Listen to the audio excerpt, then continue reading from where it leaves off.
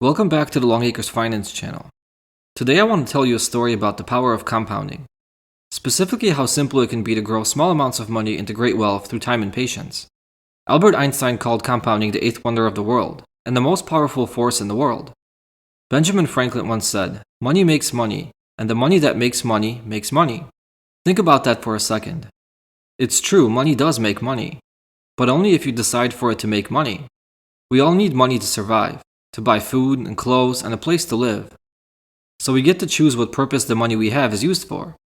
And one of the options we all have is to direct our money to make more money. But in order to take advantage of compounding, we need to go one step further. As the second part of Benjamin Franklin's quote stated, "The money that makes money makes money." The moment we let the money our money makes make us more money, we are feeding the compounding machine. Initially, the impact of compounding is small, but its growth is exponential. So the key ingredients to take full advantage of the power of compounding are time, patience, and of course money. Let me show you exactly how the power of compounding worked out for long-term shareholders of Home Depot. Home Depot went public on September 22, 1981, for an initial price of $12 per share. During the last 40 years, the company has split their shares a handful of times. The main reason companies split their shares is to reduce the price of the stock. What this meant for Home Depot shareholders is that if they purchased a share of stock on the initial public offering day for $12, today they would have about 340 shares for one share purchased in 1981, and the original price of each share would be approximately 3 cents. Today the stock trades for around $333 per share. That is more than 11,000 times more than 3 cents. Data from the early 80s is difficult to obtain, but I was able to look back as far as 1985. Investing $100 per month into Home Depot, starting on January 1st, 1985, would grow to over $4.6 million today. And this is just the value of the shares of the stock. In addition to this huge sum of wealth, investors would have received more than $550,000 in dividends.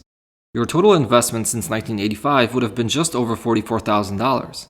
And this investment would generate around $88,000 in annual dividend income. If you're enjoying the video, please show me by hitting the like button, and subscribe to the channel so you don't miss future videos. To turn on the power of compounding, and let your money make money, and that money make money, you could have reinvested this dividend stream along the way. Every time Home Depot paid a dividend, instead of spending that money, you could have used it to purchase more shares of Home Depot. Had you done this since 1985, the value of your investment in Home Depot would be worth more than $7.3 million. That's over $2.7 million more than without dividend reinvestment, and it would have paid a total of $787,000 in dividends. Think about how simple reinvesting dividends is. You're just allowing the money your money makes to make you more money instead of spending it.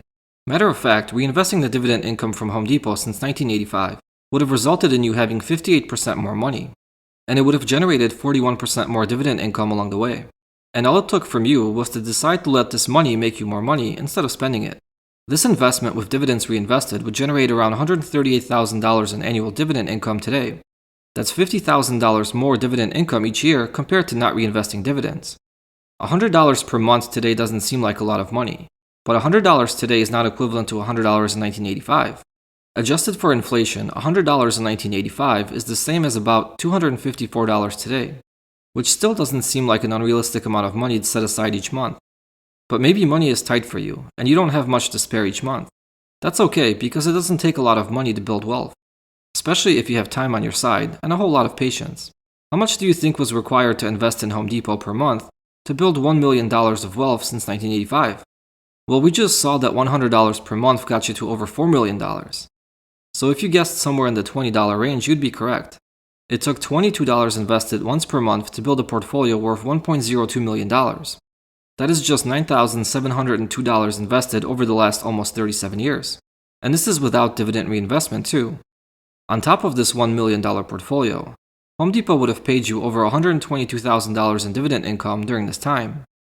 Now, had you opted to reinvest dividends along the way, you would only need to invest $14 into Home Depot stock each month to generate a $1.02 million portfolio.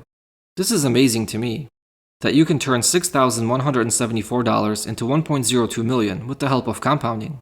I bet many of you are wondering what company you can invest in today to have the same phenomenal return over the next 30 years. The simple answer is nobody really knows.